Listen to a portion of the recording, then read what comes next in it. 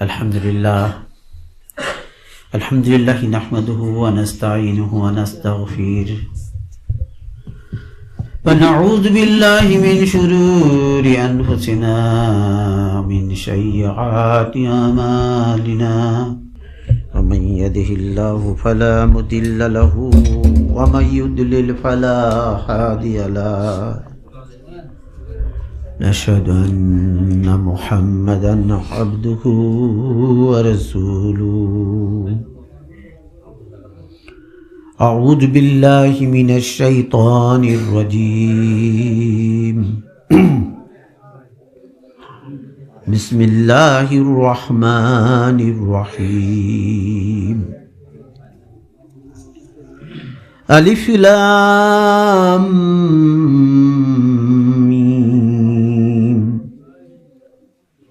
ذلك الكتاب لا ريب فيه هدى للمتقين الذين يؤمنون بالغيب ويقيمون الصلاة ومما رزقناهم ينفقون والذين يؤمنون بما أنزل إليك وما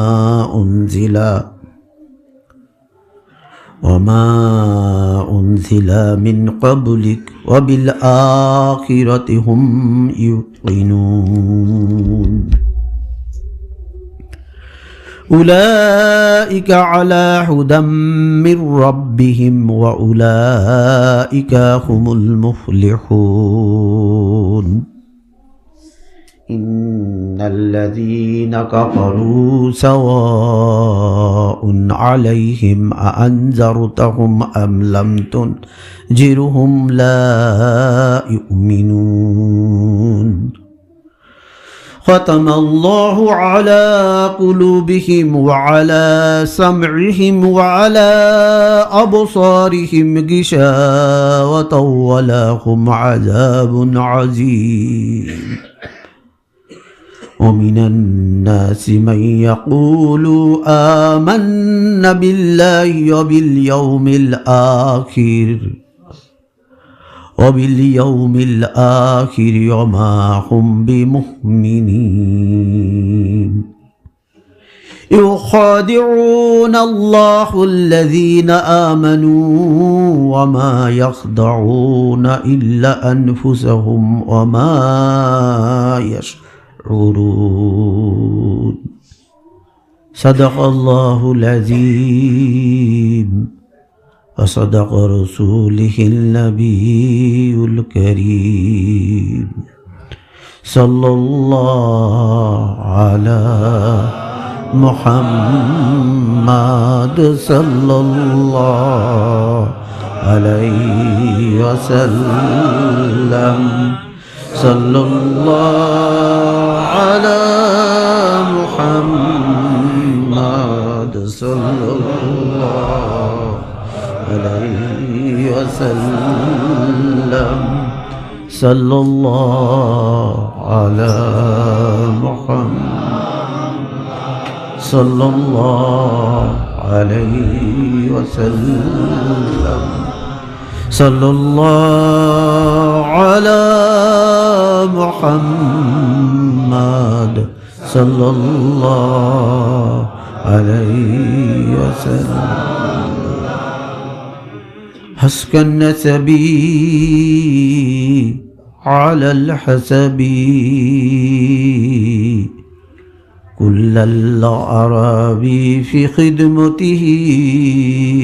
صلى الله على محمد صلى الله عليه وسلم. صلى الله على محمد صلى الله عليه وسلم. আলহামদুলিল্লাহ আলহামদুলিল্লাহ আলা জালিক। সমস্ত প্রশংসা প্রশস্তি মহিমা গৌরব আল্লাহর। যিনি এত বড় বিশ্ব সৃষ্টি করেছে, এত বড় বড় প্রাণী বানিয়েছে, ডাইনোসর, হাতি, শক্তিশালী সিংহ, বাঘ, কত বড় বড় বৃক্ষ, পাহাড়, সাগর, মহাসাগর, এত বড় বড় জিনিসের চাইতো যিনি আমাদের মতো মানুষদেরকে শ্রেষ্ঠত্ব দিয়েছেন, আমাদেরকে তিনি শ্রেষ্ঠত্ব দিয়েছেন। এই জন্য বলি আলহামদুলিল্লাহ।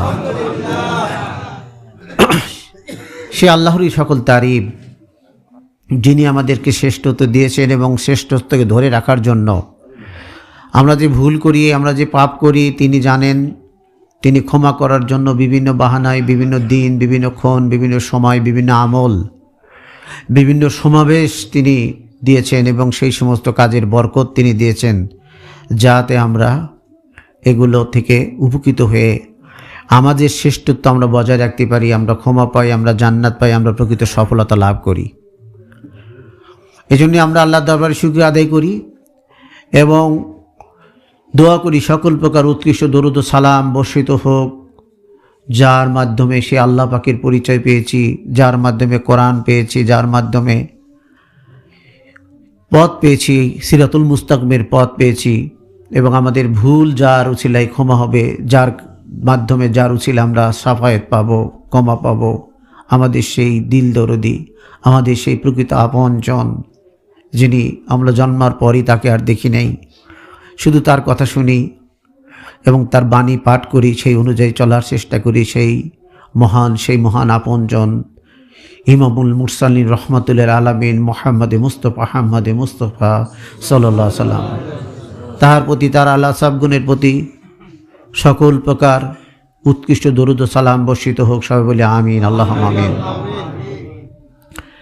আমি আজকে সরাসরি কোরআন শরীফ থেকে তেলাওয়াত করেছি এবং এখান থেকে আমি শুধু সরল ব্যাখ্যাটাই দিব এবং এখান থেকে সামান্য একটা আলোচনা করব। আমরা কোরআন শরীফের ঠিক প্রথম সূরাটাই, যদিও প্রথম সূরা ফাতিহা, কিন্তু তারপরে ওটা তো আমরা সবাই জানি, তারপর থেকেই যেটা সূরা বাকারা 2 নম্বর সূরা হলেও বলতে পারি প্রথমেই আর কি। তো এখান থেকে আমরা কিছু কথা শুনি। আমরা 9টি আয়াত পাঠ করেছি। তার আগে আমরা কোরআনের একটা ছোট্ট সংক্ষিপ্ত পরিচয় জানি যে কোরআনকে বলা হয় হুদাল্লিন নাস। এটা হলো মানুষের পথ প্রদর্শন, পথ আলো, তাই না? কোরআন ছাড়া কেউ কখনো সঠিক পথে থাকতে পারবে কি? কখনো থাকতে পারবে না। তো আল্লাহ তাআলা এই কোরআনের সততার উপরে যে কথা বলতেছে, যে প্রথম তো আলিফ লাম মিম, এটার কথা আমরা পরে বলতেছি। তারপরে যেটা বলছে যালিকাল কিতাবু লা রাইবা ফিহি, আল্লাহ বলতেছে এটা ওই কিতাব যাতে কোনো সন্দেহ নেই। আচ্ছা, আমরা কি এই কিতাবের প্রতি সন্দেহ করি কোনো দিন? আলহামদুলিল্লাহ, সন্দেহ না থাকলেই তো ভালো। তাহলে আল্লাহর সাথে, আল্লাহর কথার সাথে আমরা একমত নাকি? আল্লাহ বলতেছে এই কিতাবে সন্দেহ নাই, তার মানে আমাদের কাছে সন্দেহ নাই ইনশাআল্লাহ। এরপরে বলতেছে যে মুত্তাকিদের জন্য পথ নিদর্শন, এবং পথ পাইতে গেলে মুত্তাকিদের জন্য, অর্থাৎ যারা পথ পায় তারা হলো মুত্তাকি, যারা আল্লাহর প্রকৃত বান্দা, যারা সফল মানুষ।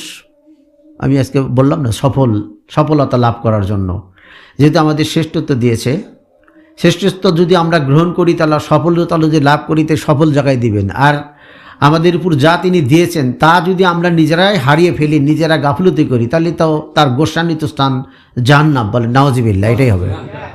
তা আমরা যাতে সফল হতে পারি, আমরা যে গুনাহগার, এটা যাতে ক্ষমা পাই, এই জন্যই তো তিনি আমাদের বিশেষ বিশেষ রাত্রি, দিন ইত্যাদি দিয়েছেন, তাই না?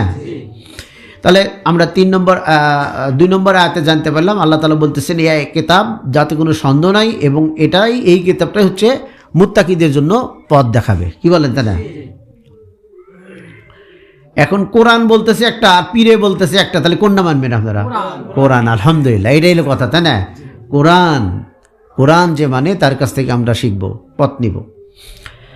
আর 3 নম্বর কথা বলতেছে, 3 নম্বর আয়াতে বলতেছে যারা গায়েবের প্রতি ঈমান আনে, নামাজ কায়েম করে এবং আমি যে জীবন উপকরণ তাদেরকে দিয়েছি তা থেকে ব্যয় করে। আল্লাহ তাআলা বলতেছে সফল কারা হবে? যে যারা ঈমানের, গায়েবের প্রতি ঈমান আনে। আচ্ছা, আমরা কি কেউ জান্নাত জাহান্নাম দেখছিলাম জীবনে?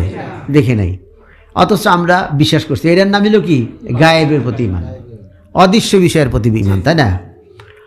তো বলতেছে যে তারাই সফল কাম যারা গায়েবের প্রতি ঈমান আনে, নামাজ কায়েম করে এবং আমি যে জীবনোপকরণ তাদেরকে দিয়েছি, আমাদের যে সন্তান, আমাদের যে টাকা পয়সা, আমাদের বাড়িঘর ইত্যাদি যা দিয়েছে, জীবন উপকরণ, জীবনটাকে সুন্দর রাখতে আমাদেরকে যা যা দেওয়া হয়েছে, এটা আমাদেরকে দেওয়া হয়েছে ঠিকই, কিন্তু এখান থেকে আমাদেরকে ব্যয়ও করতে বলা হয়েছে। কোরআনের প্রথম জায়গাতে কথাগুলো লেখা আছে, নাকি বলেন? কোরআনের প্রথম সূরার প্রথম আয়াত। খুব সংক্ষিপ্তভাবেই আমি কথা শেষ করতেছি, আল্লাহ যেন এর মধ্যে আমাদের সঠিক বুঝ দেয়, বলেন আমিন। আল্লাহ তাহলে আল্লাহ বলতেছে যে যারা গায়েবের প্রতি ঈমান আনে, নামাজ কায়েম করে এবং আমি যা তাদেরকে দিয়েছি জীবনোপকরণ, টাকা পয়সা, ধন দৌলত, সেখান থেকে তারা ব্যয়ও করে, এটা হলো আল্লাহ বলতেছেন। আর 4 নম্বর বলতেছে, 4 নম্বর আয়াতে বলতেছে, আর তোমার প্রতি যা নাজিল হয়েছে এবং যা নাজিল হয়েছে তোমার পূর্বে, তাতেও তারা বিশ্বাস স্থাপন করে। আল্লাহ তাআলা মুহাম্মদ সাল্লাল্লাহু আলাইহি ওয়াসাল্লামকে উদ্দেশ্য করে বলতেছে যে ঈমানদার তো তারাই, সফল তো হবে তারাই। কারা? বলে যারা তোমার উপর যা আসছে, তোমার উপর তো কোরআন আসছে, পাশাপাশি তাওরাত, জব্বুল, ইনজিল, এগুলো পূর্ববর্তী যে নবীগুলোর উপর আসছে, ওটাও আমরা বিশ্বাস করে। করি না আমরা বিশ্বাস? ওটাও বিশ্বাস করি। এবং পরকালের প্রতিও তারা নিশ্চিত বিশ্বাসী।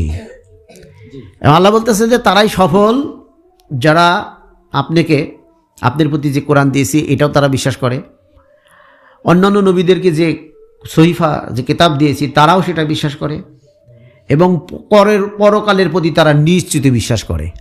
কি বুঝছেন? পরকালের প্রতি কি বিশ্বাস করা? আচ্ছা, নিশ্চিত বিশ্বাস করে। এখন পরকালের প্রতি যদি নিশ্চিত বিশ্বাস করি, ইন্তেকাল মৃত্যু না, কিন্তু ইন্তেকাল কি মৃত্যু? ইন্তেকাল কিন্তু মৃত্যু না, ইন্তেকাল হচ্ছে স্থানান্তরিত। যদি পরকালের প্রতি বিশ্বাস করি, তাহলে বুঝতেছি যে মৃত্যু হলো একটি দরজা, একটা ট্রেনের টিকিট, একটা প্লেনের টিকিট, বা যেটাই বলতে পারেন, ওটার মধ্যে তুলে দিয়ে দেয়, নাকি? আর একটা জগতে আমরা চলে যাই। আমরা প্রথমে ওইখানে ছিলাম না, অবশ্যই এখানে আমরা থাকবো না, কখন যাব তা জানি না, কি বলেন? তো যদি পরকালের প্রতি বিশ্বাস স্থাপন করি, লেখছে যে তারা পরকালে তারাই সফল মানুষ যারা পরকালের প্রতিও বিশ্বাস স্থাপন করে, পরকালের প্রতি তারা নিশ্চিত মানে কি, কোনো সন্দেহ রাখে না, কি বলেন? কোনো সন্দেহ রাখে না। তো যদি আমরা পরকালের প্রতি বিশ্বাস স্থাপন করি, তাহলে আমরা নামাজ পড়তে, আমাদের বিশ্বাস যদি হেভি থাকে যে নামাজ না পড়লে পেটন আছে, তাহলে কিন্তু নামাজ না পড়ে থাকতে পারবো না, ছটফট করবো, এই তো কি জানি কি হবে, কি বলেন? তাই না? যদি বিশ্বাস করি পরকালের প্রতি যে আমাদেরকে যা দিয়েছে তার থেকে ব্যয় করতে হবে আল্লাহর পথে, আল্লাহর দিনের জন্য, আল্লাহকে সন্তুষ্টি করার জন্য, তাহলে আর কৃপণতাও থাকবে না। থাকবে নাকি? থাকবে না। কারণ এটা তো লস না, আমারই তো, কি বলেন? তাই না? আমি যেটা দিচ্ছি, যদি আমি নিশ্চিত বিশ্বাসী অর্থাৎ ইমানদার হই, সত্যিকারের ইমানদার যদি হই, তাহলে এটা তো আমারই, কি বলেন? তাই না? একটা উদাহরণ দেওয়া যেতে পারে যে তাফসিরে মাজারিতে আছে যে একজন মহিলা সাহাবিয়া আল্লাহ রসুলের কাছে এসে, সাহাবিদের খাওয়ানোর জন্য একটা বকরি জবাই করছে, বকরি জবাই করে সবগুলো গোস্ত বিলিয়ে দিছে, দিয়ে সামান্য কিছু একটা রানের কিছু অংশ রেখেছে। তো আল্লাহ রসুল এটা জানে, তখন তাকে, ওই সাহাবিয়াকে, মহিলা তাকে জিজ্ঞাসা করতেছে, তোমার জন্য তুমি কি রেখেছ? তো উনি বললেন যে আমি সবই দিয়েছি, একটা রানের কিছু সামান্য অংশ আমি রেখেছি আমার জন্য। কিন্তু আল্লাহ রসুল বললেন যে না, তুমি বরং বলো সবই আমার জন্য রেখেছি, শুধু সামান্য রানের কিছু অংশ দিয়ে দিয়েছি, মনে রাখছি। তার মানে তুমি যেটা আল্লাহর জন্য দান করেছ, তুমি পরকালের জন্য দিয়েছো, ওটাই তোমার আছে, কি বলেন? তাই না? আরও হাদিসে আছে, তুমি যা খাও তা তো হজম হয়ে যায়, তুমি যা পরিধান করো তা তো পুরাতন হয়ে যায়, ছিঁড়ে যায়, আর তুমি যেটা আল্লাহর রাস্তায় ব্যয় করো তা তোমারই রয়ে যায়। এই কথাগুলোই যারা বিশ্বাস করে নিশ্চিত তারা হলে ইমানদার। কথা বুঝতে পারছেন? আচ্ছা, আমরা বিশেষ ব্যাখ্যাতে যাব না, আমরা সাধারণ কথায় যাব। এরপরে 5 নম্বর আয়াতে বলতেছে, তারাই তাদের প্রতিপালকের হেদায়েতের উপর প্রতিষ্ঠিত আছে, আর তারা হলো সফল কাম। অর্থাৎ এই কথাগুলো আমি পূর্বে যেটা বললাম, এইগুলোর প্রতি যারা ঈমান আনছে অর্থাৎ বিশ্বাস স্থাপন করছে, তারাই হচ্ছে কি সফল কাম, সফল মানুষ। কথা বুঝতে পারছেন? তো এরপরের আয়াতে বলতেছে, নিশ্চয় যারা কুফরি করেছে তাদেরকে তুমি ভয় দেখাও আর না দেখাও, উভয়টাই তাদের জন্য সমান, তারা ঈমান আনবে না। যারা কুফরি করে, গুনাহ করে কাফের, এরা তো ঈমান আনবে না। কত কত মানুষ আছে কি তারা ঈমান আনতেই পারবে না, কারণ ঈমান আনবে কোত্থেকে? জাহান্নাম তো পুরো হবে তাদের দ্বারাই, নাকি? তো এখন তারপরেও কি আল্লাহ রসুল দাওয়াত দিছে? তো দাওয়াতি সুন্নাহ হলো আমরা জানতেছি ওই লোকটা হেদায়েত হবে না, নামাজ পড়বে না, ভালো হবে না, তারপর আমাদেরকে হিকমতের সাথে তাদেরকে দাওয়াত দিতে হবে। যদি নিশ্চিত হয়ে যায় যে না ও তো হেদায়েত হবে না, বলবো না, তাহলে কি নবীর সুন্নাহ অনুযায়ী কাজ হইল? তাহলে আমরা ইনশাল্লাহ পালন করবো, চেষ্টা করবো ইনশাল্লাহ। আমরা যতক্ষণ বেঁচে আছি আমরা মানুষকে দিনের পথে ডাকবো, তাই না? দোয়া দিয়ে ডাকবো। কতগুলোকে মুখ দিয়ে না বলতে পারলেও তার নাম স্মরণ করে মনে মনে দোয়া করবো, এ আল্লাহ তুমি তাকে হেদায়েত করে দাও, তাকে রহম করো। আর বলার শক্তি থাকলে তো অবশ্যই বলবো, তাই না? এটা একটা কথা। এরপরে মানে আমি তো বলছি সংক্ষিপ্ত করে যাব। এরপরের আয়াতে বলতেছে আল্লাহ তাদের অন্তর ও কানের উপর মোহরাকাঙ্কিত করে দিয়েছেন, আর তাদের চোখে আছে আবরণ, আর তাদের জন্য আছে মহাশাস্তি। বলেন নাউযুবিল্লাহ। এই যে যারা কথা শোনে না, বোঝে না, ভালো জিনিস দেখেও তাদের চোখে ভালো মনে হয় না, তারা যা করে ওইটাই তাদের কাছে ভালো, এটা তো আসলে গজব আল্লাহর। বলেন নাউযুবিল্লাহ। এটা আল্লাহ তাআলা তাদের উপর গজব দিচ্ছে, চোখে আবরণ দিচ্ছে। তারা শুদ্ধ অশুদ্ধ বোঝে না, বেদাত আর সুন্নাহ বোঝে না, তারা বেদাত সুন্নাহ এক করে দেয়। কেউ যদি সুন্নাহর দিকে ডাকে, সে যদি বেদাতি দল হয়, সে মনে করে যে ও সুন্নাহর দিকে ডাকতেছে, আখিরাতের দিকে তা বোঝে করে না, সে মনে করে দল ভারী করার জন্য ডাকতেছে, তাই না?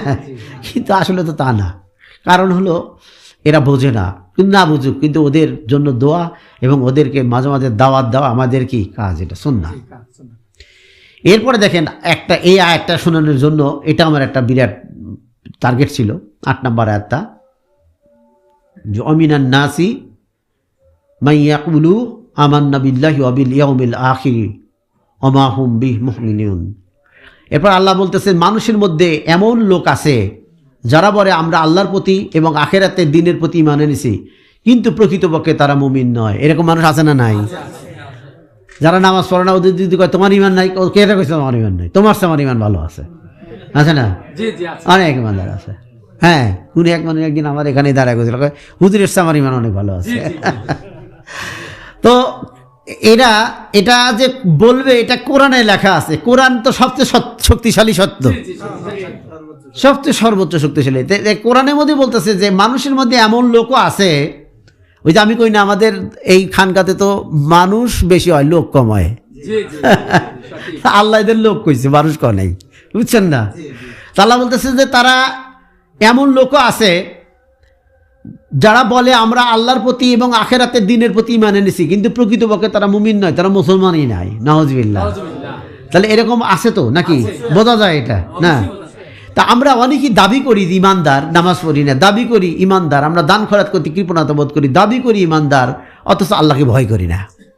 এই যে দেখেন আজকে আমরা এই মজলিসে কোনো আনন্দ নাই।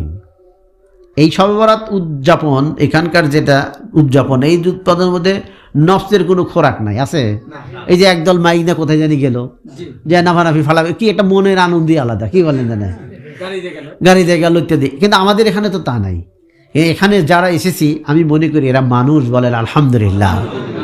যারা মানুষ, আল্লাহ যাদেরকে হেদায়েত করেছেন, এমন ব্যক্তিগুলো এখানে উপস্থিত হয়েছে আমরা। আল্লাহ আমাদের এই উছিলায় আমাদের জীবনের আমাদের অনেক আমাদের গুনাহগুলো মাফ করবেন, এবং আমাদেরকে হয়তো এই উছিলায়, এই আজকের শবে বরাতের উছিলায় আমাদের সকল রকমের বালা মুসিবত দূর করবেন, এবং আখিরাত আমাদের জান্নাতুল ফেরদৌস নসিব করবেন। আমিন, আল্লাহুম্মা আমিন। তো এরপরে আমরা একটা আয়াতের মানে বলি নাই, আলিফ লাম মিম, তাই না? এটা একটু বাদ রাখছি। আমি এটার থেকেও কিছু আলোচনা করবো আপনাদেরকে, যে আলিফ লাম মিম এর অর্থ ইবনে আব্বাস রাদিয়াল্লাহু বলেছে। ইবনে আব্বাস কেরা? একজন বিখ্যাত সাহাবী, এবং তাকে বলা হয় হলো বিখ্যাত মুফাসসির, মানে কোরআনের ব্যাখ্যা সবচেয়ে বড়, এর চেয়ে বড় কেউ নাই। উনি বলতেছে আলিফ লাম মিমের একটা শব্দ বানায় দিছে, আনাল্লাহু আইলামু ওয়াফসাল। বলতেছে আলিফ লাম মিমের অর্থ হলো আমি আল্লাহ সর্বজ্ঞ এবং সকল কিছু সুষ্ঠু সমাধান দাতা। বলেন সুবহানাল্লাহ। তাহলে আলিফ লাম মিমের অর্থ সাহাবী করতেছেন, যে তার মানে হলো আমি আল্লাহ সর্বজ্ঞ, সব জায়গায় আমি আছি, সব কিছু আমি জানি, তোমাদের ভিতরে কি ভাবতেছো তাও আমি জানি। এবং সকল কিছু সুষ্ঠু সমাধানদাতা। তোমাদের যত মুসিবত, বালা মুসিবত, সমস্যা ইত্যাদি, এটা সমাধানদাতা কে? একমাত্র আমি। লা হাওলা ওয়ালা কুওয়াতা ইল্লা বিল্লাহ। এই কোরআনের মধ্যে আছে, কোরআনের পুরা তো পড়া শোনানো সম্ভব না, এই কোরআনের মধ্যে আছে জলে স্থলে অন্তরিক্ষে যে বিপদ আপদ ঘটে তা মানুষের হাতের কামাই। কার মধ্যে আছে? কোরআনের মধ্যে আছে। প্রথমেই তো শোনাছি এই কোরআনের মধ্যে কোনো মিছা কথা নাই, আছে?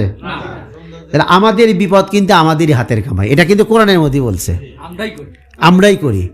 এবং কোরআন হলো হুদালিন নাস। এই কোরআন দিয়ে যদি আমাদের জীবনের ফয়সালা করি, পারিবারিক ফয়সালা করি, সামাজিক ফয়সালা করি, জাতীয় ফয়সালা করি, রাষ্ট্রীয় ফয়সালা করি, আন্তর্জাতিক ফয়সালা করি, দেখবেন যে আমরা পৃথিবীতে জান্নাতি সুখে আসি। বলেন সুবহানাল্লাহ। কিন্তু এটা হবার নয়। কোরআন তো সবাই চিনবে না, সবাই তো বিশ্বাস করবে না, তাহলে জাহান্নামে যাবে কারা? কিন্তু আমরা যারা বিশ্বাসী, আমাদের যে কোনো সমস্যার জন্য আমাদের যেতে হবে কার কাছে? কোরআনের কাছে। কি বলছেন? তো ও সময় তো চলে যায়, আমি একটু সংক্ষিপ্ত ব্যাখ্যা দিয়ে দিই। এরপরে বলতেছে যে অনুরূপ আলিফ লামের অর্থ আনাল্লাহু আরা, আমি আল্লাহ সর্বদ্রষ্টা।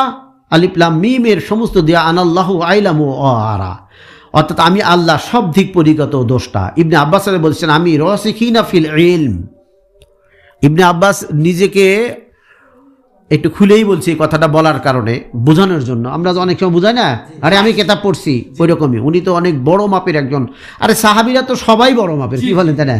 তারপরও ইবনে আব্বাস আরো বড় মাপের বলেন সুবহানাল্লাহ। তিনি বলতেছেন আমি রাসিখিনা ফিল ইলম, আমাকে রাসূল সাল্লাল্লাহু আলাইহি সাল্লাম খেতাব দিছে জ্ঞানী সুগভীর। জ্ঞানী সুগভীর কেডা? ইবনে আব্বাস। তাহলে উনি যদি বলে যে আলিফ লাম মিমের অর্থ হলো আনাল্লাহু আইলামু ওয়াফসাল, আমি আল্লাহ সর্বজ্ঞ এবং সকল কিছু স্রষ্টা এবং সমাধানদাতা, আর আরেকজন যদি কয় কোরআনে ডাইলে লেখছে গো আলিফ হলো লাম মিম, আর তার অপব্যাখ্যা করে, সেটাই বিশ্বাস করবেন না, এটা বিশ্বাস করবেন। আমি এই কথাটা কেন তুলছি? কারণ আমাদের এই সমাজে এই হরফে তার এই বিষয়টা না যায় না, মনে করে যে এই অক্ষরগুলির মধ্যে এই কয়েকটাই আছে, কিন্তু কোরআন শরীফের মধ্যে কফ আইন সদ আলিফ লাম ইয়াসিন এরকম আরো অনেক আয়াত আছে, এইগুলো এইরকম আয়াত। তাহলে ওগুলোর কথা তো কষ্ট না, এখানে তোদের চোখের সামনে কিছু কথা মেনে নিছু, যারা বুঝতেছেন ফালতু কথা বলেন, নাউজুবিল্লাহ। হ্যাঁ, তো ওদের কথা তো বিশ্বাস করা যাবে না। আরো সামনে আসি, আরো সহজে ব্যাখ্যা দিতে পারবো ইনশাল্লাহ। ইবনে আব্বাস বলছেন আমি রাসিখিনা ফিল ইলম, আমি হলাম জ্ঞানী সুগভীর, আল্লাহ আমাকে জ্ঞান দিয়েছে। উনি বলতেছেন যে শ্রোতাকে কিছু জানানোই বক্তার উদ্দেশ্য হয়ে থাকে। বক্তা হলো আল্লাহ, আল্লাহ কোরআন পাঠাইছে মানুষকে বোঝানোর জন্য, তাই না? তাই এই হরফগুলোর নাম হলো হরফে মুকাত্তাআত। আলিফ লাম মিম ইয়াসিন হা মিম ইয়া ইন সাদ, এরকম আরো অনেকগুলো আয়াত আছে। এই আয়াতগুলোকে বলা হয় কি? মুকাত্তাআত। এই আয়াতগুলো সাধারণভাবে খোঁজা ব্যাখ্যা খুঁজতে নিষেধ করা হয়েছে। আল্লাহ যদি কাউকে দেয়, সে পাবে, সে করবে, সে আলাদা কথা, কিন্তু এগুলো নিয়ে তোমাকে চিন্তা করতে হবে না। এরপরে রাতগুলো পড়লে তো মেলা কিছু পাওয়া যায়, পরে রাতগুলো দেখবেন ওই কথা এর মধ্যে ঢুকে দিছে, একই হবে। কোরআন এটা একটা মুজিজা কোরআনের। ইবনে আব্বাস রাদিয়াল্লাহু বলছেন শ্রোতাকে কিছু জানানোই বক্তার উদ্দেশ্য হয়ে থাকে। কি বলেন? একটা চিঠি, ধরেন কোরআন হলো আল্লাহর চিঠি, এখন এই চিঠিটা দিছে আমাদের বোঝার জন্য। তাহলে এই কথাই বলতেছে যে কোরআন দিছে হলো মানুষকে বোঝার জন্য, বক্তার উদ্দেশ্য থাকে শ্রোতারা বুঝবে। এই চিঠিটার উদ্দেশ্য হলো পাবলিক বুঝবে। দুটো ব্যাপারটি কী রকম হবে? যদি এই যারা কয় যে না এই আয়াতের মানে নাই, এটা বোঝা দেবো না, হ্যাঁ, তাহলে এর মানে কি দাঁড়াবে? এই মানে এটা আমার একটা ভাষা আর কি, যদিও, কিন্তু বুঝে নেন মিলে যাবে। যে নিরেট গ্রাম্য কৃষক বাঙালিদের ডেকে এনে, ধরেন আমাদের বাংলাদেশের আমাদের এই অত্ত এলাকার কৃষক বাঙালিদেরকে ডেকে নিয়ে যাচ্ছে একটা ভালো উপকারের জন্য। সেটা হলো তাদেরকে সার পানি দিবে, বিশেষ একটা প্রশিক্ষণ দিবে, যাতে 1 বিঘা জমিতে 100 মণ ধান হয়। এটা ধরেন ডেকে নিয়ে গেছে, ডেকে নিয়ে যা সেই ব্যক্তি আরবি বা ইংরেজিতে কৃষি প্রশিক্ষণ দিতেছে, তা থেকে আমাদের কোনো লাভ হবে? কোনো লাভ হবে? কোন আপনি ডেকে নিয়ে গেলেন, কীভাবে গাললি, কীভাবে ওষুধ দিলে কি 100 মণ ধান বাঁচবো, আপনি ইংলিশ মারাইলেন আরবি, তো আমার কেউ ঘোড়ার ডিম কিছু হইল? তো এখানে এই কথাটা ইবনে আব্বাস রাদিয়াল্লাহু বলতেছেন যে যদি এই ব্যাখ্যা যদি আল্লাহ নাই দেন, তাহলে ব্যাপারটি দাঁড়াবে এইরকম যে বুঝাতে যায় সে আর এক ভাষায়, যে ভাষায় বোঝে সেই ভাষায় না বসে অন্য ভাষায় বলতেছে, নাকি বলেন? তাই না? তাহলে এই ভাষাটা বুঝবে কারা? এই ভাষা তো অবশ্যই আছে, এই ভাষাটা বুঝবে। যেমন আমরা ছোটোবেলায় ওই খেলছি, এরকম ছোটোবেলা মনে আছে আমার, বোনেদের সাথে খেলাধুলা করছি, যে আয়রে আমার অমুক ফুল, এই কথাকে একটা টোকা মেরে দিয়ে থুয়ে গেছে নাকি? যে দেখছে তো দেখছি, নাহলে তো এমনি আনুমানিক। কিন্তু ওরা তো জানতেইছে, একটা সিস্টেম কয়েই দিছে যে কেন কি কইতে, তাই না? বলে দিছে তো একটা, তাই না? তো এই মোতাকা অক্ষরটা হলো ব্যাখ্যারও ব্যাখ্যা। এইটা যারা বোঝে, এটা যারা বুঝবে, তারা আরো আল্লাহর পাগলের পাগল হয়ে যাবে, বলেন সুবহানাল্লাহ। তো এইটার অক্ষরের ব্যাখ্যা নাই তা না। তাহলে আবারও শোনাইতেছি, ইবনে আব্বাসের ব্যাখ্যাটা হলো এরকম যে এর অর্থ অবশ্যই আছে এবং এই অর্থ আমি জানি, এবং যেটা জানি আমি জানিয়ে দিলাম। আনাল্লাহু আইলামু আফসাল, এর কথার মানে হলো আমি আল্লাহ সর্বজ্ঞ এবং সকল কিছু সুষ্ঠু সমাধানদাতা। আচ্ছা, আমরা যদি এটাই বিশ্বাস করি তাহলে তো আল্লাহর কাছেই যাবো, চিনবো, তাই না? যে এই সমাধান কোথায় দিছে, কোরআনের মধ্যে দিছে, সেখানে খুঁজবো, তাই না? আরও আছি সামনে ইনশাল্লাহ। আল্লাহ পাক এই মর্মে ঘোষণাও দিয়েছেন, সুম্মা ইন্না ইলাইনা বানহু। এটা যে ইবনে আব্বাস রাদিয়াল্লাহু আনহুর কথা, বা আমি যে একটা উদাহরণ দিলাম যে নিজের গ্রাম্য বাঙালি কিছুকে বক্তৃতা দিতেছে ইংরেজি, এটার ব্যাখ্যা আল্লাহ দিছে, সুম্মা ইন্না আলাইনা বানহু। বর্ণনা বোঝানোর দায়িত্ব আমারই, মানে আল্লাহর উপরই আছে। আল্লাহ তো নিজেই বলছে কোরআন বুঝবো মানুষ, তাই না? বুঝবে না? কিন্তু এই কোরআন বুঝবে প্রথম বুঝটাকে বুঝছে, আল্লাহ রসুল বুঝছে না। এই কোরআন বুঝতে গেলে আল্লাহ রসুলের পূর্ণ অনুসরণ করতে হবে, কি বলেন, তাই না? আল্লাহ রসুলের পূর্ণ কথাও মানতে হবে, নাকি? আল্লাহ রসুল নিজেই বলেছেন এলেম দুই প্রকার, জবানি এলেম, কলবে এলেম। কলবে এলেমের কথা বলতেছে, আবার বলছেন আল ইলমু নাফিউ, ওয়াই হলো উপকারী এলেম। তা না, আমি যদি উপকারী এলেমের দিকে না যাই, উপকারী এলেম যদি শিক্ষা না করি, তাহলে কি আমি সম্পূর্ণ বুঝতে পারবো? এই চিঠির ভাষা পুরা বোঝা সম্ভব? পুরো বোঝা সম্ভব না। সুতরাং আল্লাহ জানেন আর কেউ জানেন না, হরুপে মুকাত্তাত সম্পর্কে এই অভিমতটি গ্রহণীয় নয়, তাই না? আমরা যারা বলি যে না এটা খালি আল্লাহ জানে আর কেউ জানে না, এই কথাটা কি গ্রহণ করা যাচ্ছে না। জানে, কিন্তু তিনি যাকে জানান তিনি, হ্যাঁ। কারণ আল্লাহ পাকের পক্ষে প্রতিশ্রুতি ভঙ্গকারী হওয়া সম্ভব। আল্লাহ কি কখনো প্রতিশ্রুতি ভঙ্গ করবে? অসম্ভব। তার কি তো অঙ্গীকারানুসারে অবতীর্ণ কোরআনের বিশদ ব্যাখ্যা তিনি অবশ্যই তার প্রিয় রসুলকে জানিয়েছেন, বলেন সুবহানাল্লাহ। তার রসুলকে জানাইছেন। এবং হযরত মুজাদ্দিদ আল-ফিসানি রাহমাতুল্লাহ হরফে মুকাত্তাতের রহস্য জানতেন, বলেন সুবহানাল্লাহ।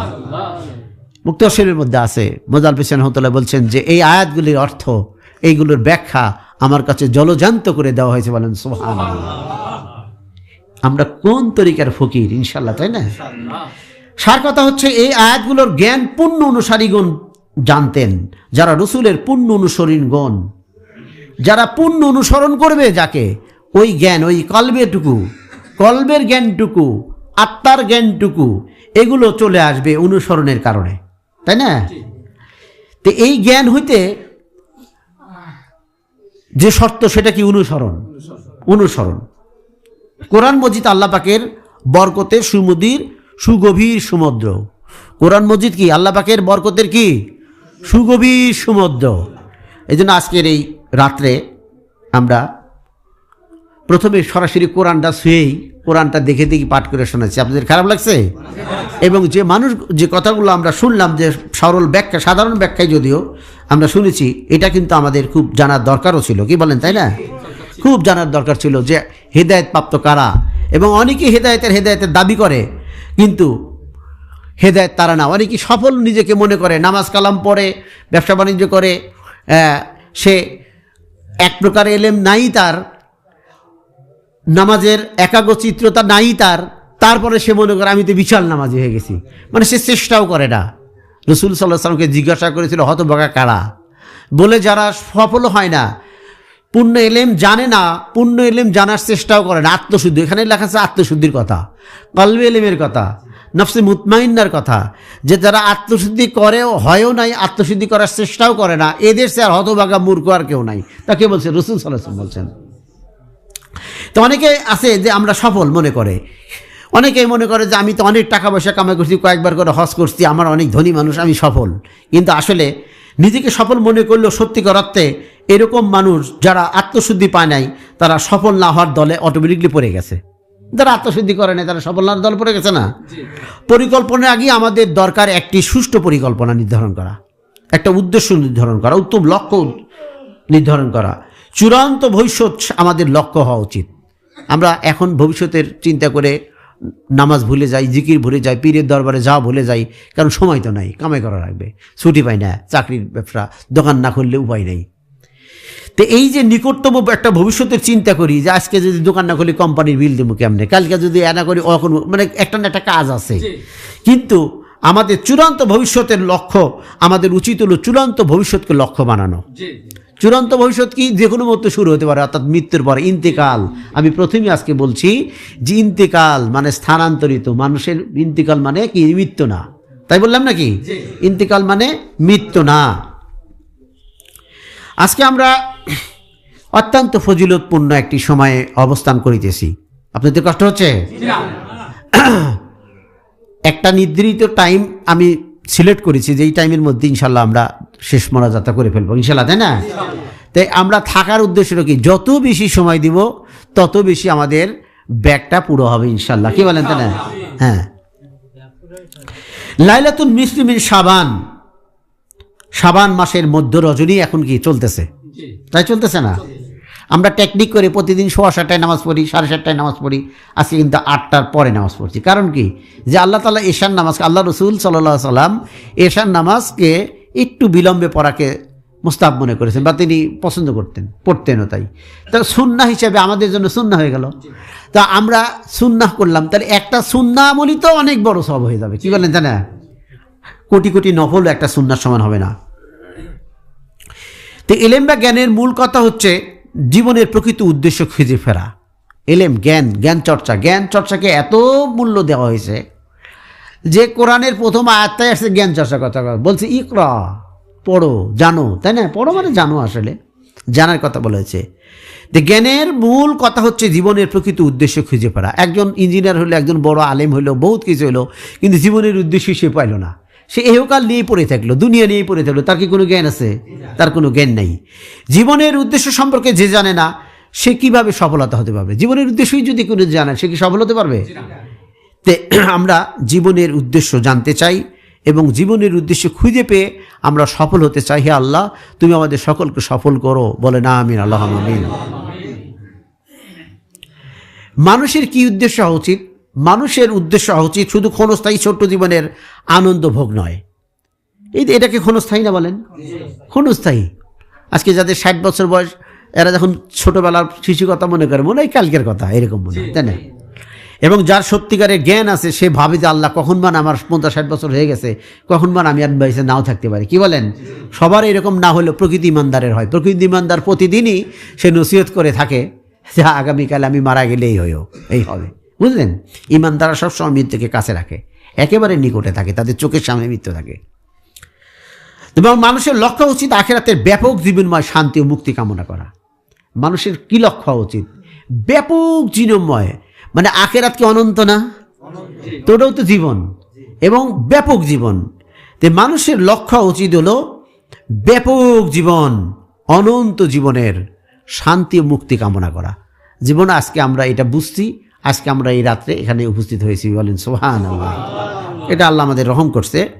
কিভাবে রহম করছে দেখেন, যে ইমাম গাজ্জালী রহমতুল্লাহ এটা কিতাবের মধ্যে তিনি লিখেছেন, আমি এটা আর আগেও শোনাচ্ছি, বারবার শোনাবো, যাতে এটা শুনতে শুনতে আমাদের ইমানটা ভালো হয়ে যায়, তাই না? যে আল্লাহ সুবহানাহু ওয়া তাআলা যখন কোনো বান্দাকে ভালোবাসেন, আল্লাহ সুবহানাহু ওয়া তাআলা যখন কোনো বান্দাকে কি করেন?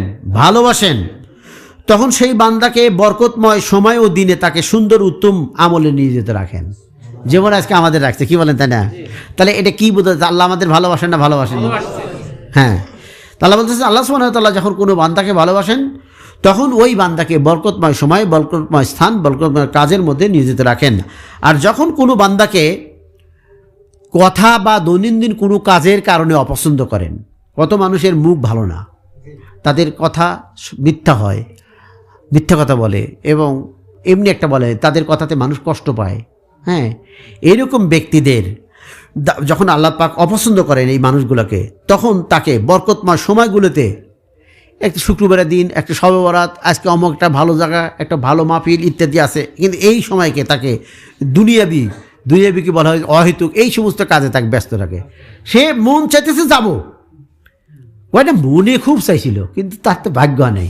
এখন আপনার একটা মানুষের মনে করেন দাওয়াত দিছে, বা তারও প্রয়োজন ভালো মাংসের গোস্ত খাবে, কিন্তু মনে যতই চাক জামু জামু জামু, কিন্তু না গেলে কি তার খেতে পারে বসে, বা না খেলে কি তার খাওয়া হবে? মন চাইতেছে খামু খামু, খাইলে আমার পুষ্টি হবে। ডাক্তার কাছে যে আপনি এগুলো খায়েন, কিন্তু তার পকেটে টাকাও আছে, কিন্তু টাকাও খরচ করবো না, কিনবো না, খালি মনে খামো, আরো দিন পরে খামো, আস্তে আস্তে শরীরটা নিস্তেজ হয়ে যাবে, না খালি কি আর পুষ্টি হবে? তো আল্লাহ রাব্বুল আলামিন মানুষের কথা এবং আচার আচরণ এবং পাপের কারণে মানুষকে কি করে, কিছু মানুষকে যখন পছন্দ করে না, তখন এই সমস্ত সময়ে, এই সমস্ত দিনে, ওই রকম মাহফিলের দিন, ওই জুমার দিন, ওই ভালো ভালো দিনগুলোতে তাকে অন্য কাজে ব্যস্ত রাখে। সে যুক্তিতে মনে করে আমি কিন্তু ঠিকই যাইতাম, কিন্তু আমি এমন ফ্যাসাদে পড়ে গেলাম, আমি যেতে পারলাম না, সেখানে আমার মনটা পড়েছিল। আমি দেখছি আগের যুগে, যখন ছোটোবেলা, আগের যুগ মানে এই ছোটোবেলায় আমাদের বাৎসরিক ওরসের পরে, আগে তো মাহফিল করে ওরস করছি, ওরসের পরে আবার যখন সবরে গেছি, কত কত ভাইয়েরা যায় নাই, ও আপনি তো দেখলাম না, আমি আবার যাই নাই, কিন্তু খরচ দিয়ে দিছিলাম। মানে তার তো ভাগ্য জুটবে না। পাশের অন্য মানুষ ও যাবো, ও যে কিপটাও খালি হাট করে, এ করে তা করে, মানে পাশের মানুষ বলতে আবার, তার মানে সে জানায় কি জন্যে, সে ওরসে গেলে যে বিরাট সব পাবে, তার সে হাটে গেলে যে টাকা পাবে নগদ, এটার লোভ সে সম্বোধন করতে পারে না। আর এটা না পারার কারণটা কি, এই লোভটা তার কেন হয়েছে, তার আচার আচরণে মানুষ অসন্তুষ্ট, আল্লাহ অসন্তুষ্ট, বিধায় আল্লাহ তাআলা ভালো কাজে তাকে গ্রহণ করার সুযোগই দিবে না। কথা বুঝছেন?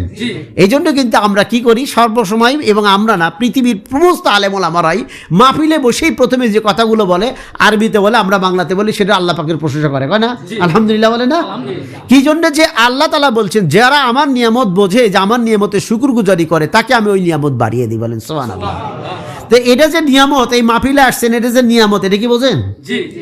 যদি নিয়ামত বোঝেন, তো আল্লাহ আপনাদের আরও আসতে দিবে, আর যেদিন থেকে এটাকে সাধারণ মনে করবেন, আর আসতে পারবেন না। হ্যাঁ, এই জন্য অবহেলা করার কারণে তাকে সময়ের বরকত ও সময়ের সম্মান অবহেলার কারণে তাকে আরও শাস্তি, অধিক ক্রোধের যোগ্য করে তোলায়। এবং আল্লাহ তাআলা কারো প্রতি এমন অসন্তুষ্ট হন যে, তোকে এমন দিন দিলাম, শুক্রবারের দিন দিলাম, তোমাকে অমুক দিন দিলাম, তোমাকে অমুক দিনের দাওয়াত দিলাম, অমুক জায়গায় দাওয়াত দিলাম, তারপরে তুই গেল না, এই যাবেরও দিব না, এ কারণ যাতে তুমি ওই বিচারের দিনে যায় আর তার প্রতি আল্লাহ পাকের আরো ক্রোধ, অধিক যোগ্য, শাস্তির যোগ্য করে তোলে। বলেন নাউজুবিল্লাহ। হ্যাঁ, তো এই যে আজকে যে রাত্রি কি বলা হয়েছে, যে সেই ব্যক্তির জন্য পরম সৌভাগ্য এবং খুশির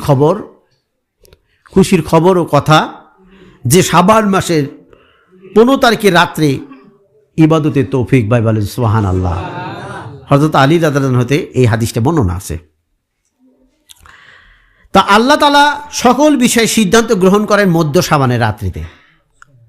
আল্লাহ তাআলা যে সিদ্ধান্ত নেন, বাৎসরিক একটা সিদ্ধান্ত নেন না, কর্মকাণ্ড, এটা সিদ্ধান্ত গ্রহণ করেন মধ্য শাবানের রাত্রিতে, মানে কি আজকে রাত্রিতে।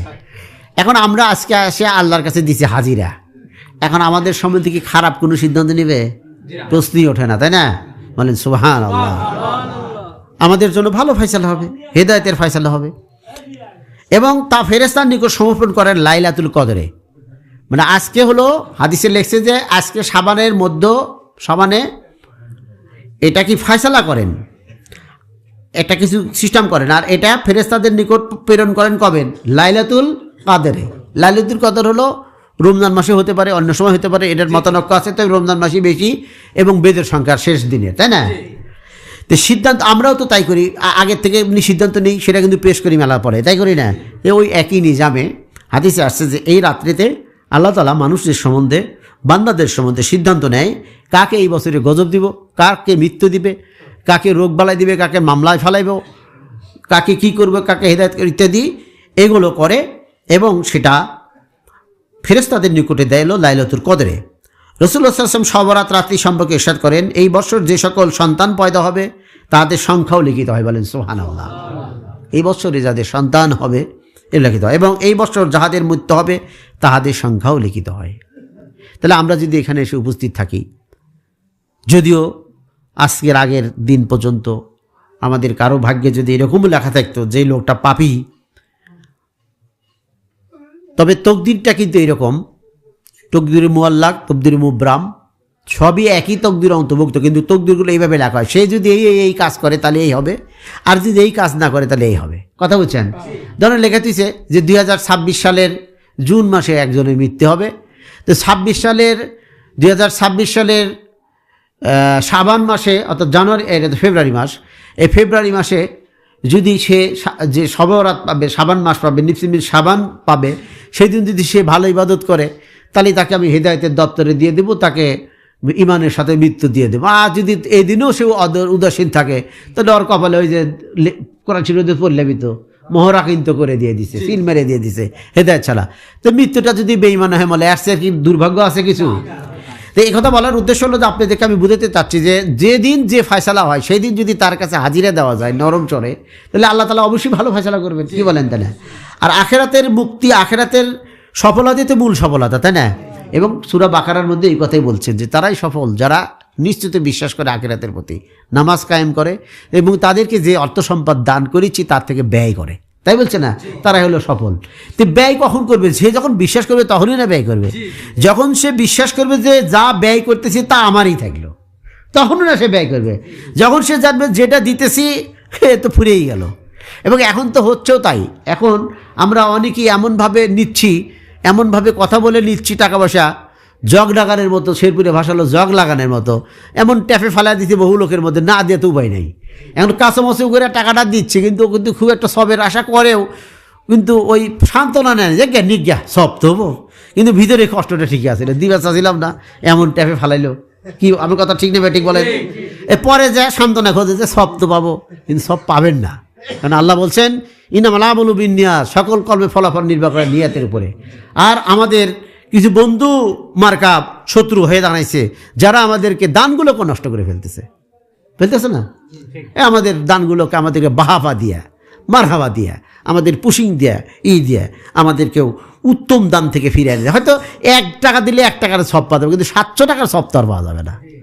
কিন্তু আমাদের টাকাই কম, আমাদের তো উচিত যাতে 1 টাকা দিয়ে 700 টাকার সব পাওয়া যায়। এটাই তো উচিত। এখন আমরা এত বড় কী দান করতে পারি জীবনে? আমাদের তো এরকমই করা উচিত, তাই না? আলহামদুলিল্লাহ আমাদের খানকাবাসিনী যারা আছেন তারা এরকম করেন বলেই তো আমাদের খানকা এইভাবে চলে, জানে না? অনেক মানুষ, অনেক সাধারণ মহিলা মানুষও দেখা যায় কি আমার কাছে এত বড় বড় টাকার নোট দেয়, চিন্তা করতে পারবেন না। আপনারা ওইভাবে দেন, কাউকে দেখে তো দেন নাকি? আর যার কারণে দেখেন, আমরা দেখেন আল্লাহ তাআলার যে রহমতের খানকা, এটা দিনী প্রতিষ্ঠান যেটা আল্লাহর তাকল করে থাকে, তারা তো আল্লাহ চালাবে। এর প্রমাণ হলো আমাদের এই খানকাটা। কি বলেন তাই না? যে কোনো চাওয়া পাওয়া ওইরকম কোনো সিস্টেম নাই, কিন্তু আল্লাহই দেন। ওই আল্লাহ যার মাধ্যমে খুশি তার মাধ্যমে দিয়ে ঠিকই চলতেছে, তাই না? কারণ আমরা বিশ্বাস করি যা চালাবেন আল্লাহ চালাবেন। আর যাদের এই বিশ্বাস নয় তারা নানান যুক্তি বের করে।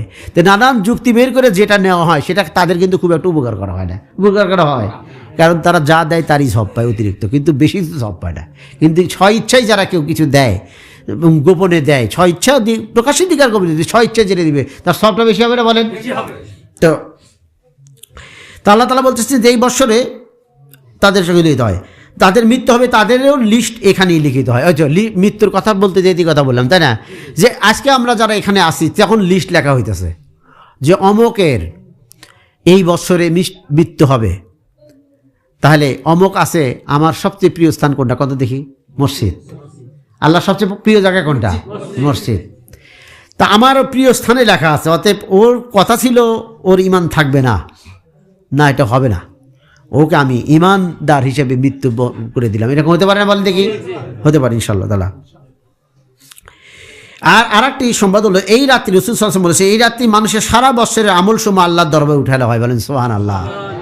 সারা বছরের আমলগুলো এই রাত্রিতে কি হয়? উঠিয়ে নেওয়া হয়, 1 বছরের কিন্তু। এবং এই রাত্রি সকলের রিজিকও নাজিল হইয়া থাকে। বলেন সুবহানাল্লাহ। রিজিক একটা ব্যাপক শব্দ।